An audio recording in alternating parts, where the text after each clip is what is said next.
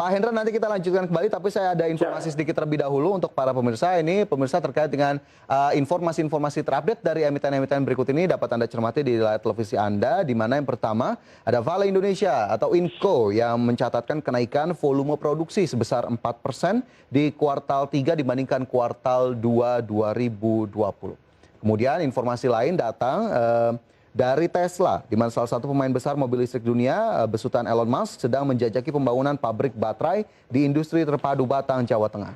Kemudian hingga September 2020, PT Mitra Keluarga TBK atau MIKA mencatat penurunan pendapatan 52% year on year karena kontribusi rawat jalan yang mengalami penurunan. Kemudian hingga September 2020 emiten lainnya dari sisi kinerja ini ada PT Sido Muncul TBK atau Sido yang mencetak kenaikan laba bersih double digit 10,78% secara year on year menjadi 640 miliar rupiah.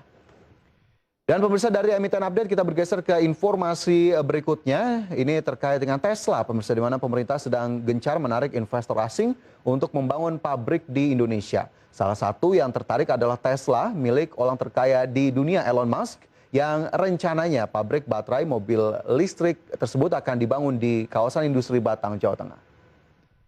Perusahaan mobil listrik milik Elon Musk, Tesla, menjajaki pembangunan pabrik baterai di Indonesia.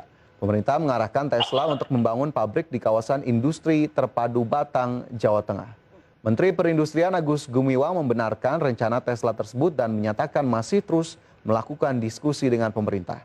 Rencana Tesla membangun pabrik baterai di Indonesia sudah pernah disampaikan oleh Menteri Koordinator Kemaritiman dan Investasi Luhut Binsar Panjaitan. Manajemen Tesla dinyatakan tertarik untuk menanamkan modalnya karena Indonesia memiliki cadangan nikel terbesar di dunia. Sejauh mana sentimen ini jadi peluang baik bagi emiten tambang nikel?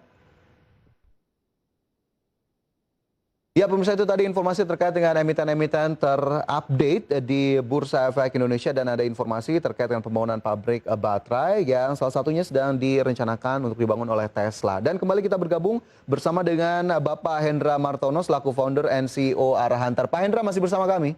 Ya, Pak Hendra, tadi ada beberapa informasi, tapi kita spesifikkan hari ini ada informasi yang cukup menarik. Rencana pembangunan baterai dari kendaraan listrik yang rencananya memang sudah dibenarkan oleh Menteri Perindustrian, ada Tesla di sana. Apakah kemudian hal ini lagi-lagi berpengaruh terhadap sejumlah emiten yang memang kita tahu produsen nikel? Ada Vale Indonesia di sana, ada Antam di sana, kemudian juga ada sejumlah perusahaan-perusahaan lain. Tapi dua emiten ini apakah mendapatkan sentimen yang cukup positif dari hal ini?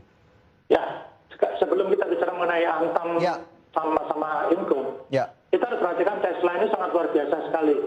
Pada tanggal 9 April itu harganya masih 111, ya 110 lah.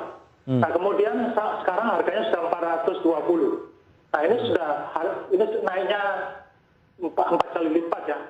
Nah, jadi kemudian memang karena beritanya ya memang ini sangat-sangat bagus dan mendorong kepada yang untuk baterai tersebut.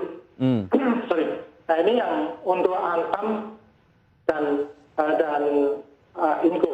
Nah, banyak orang yang mengatakan, banyak yang kurang paham nih. Banyak yang mengatakan, oh Antam itu penghasil emas. kurang begitu tepat. Emasnya Antam itu hanya sekitar 11%. Yang banyaknya dia itu malah ferronikel, yaitu sekitar 55%. Jadi dia di dalam hal ini cukup bagus. Nah, perkembangannya jadi harganya juga cukup bagus bisa perhatikan. Nah, kalau kita perhatikan pertama dan yang paling diuntungkan sama ini adalah ya jelas-jelas adalah Inco. Kalau Inco ini memang benar-benar ini bisa masih didedengkan. Ya, walaupun kemarin belum ada sinyal buy yang terlalu kuat, tapi dia sudah mampu mengalahkan performanya IHSG.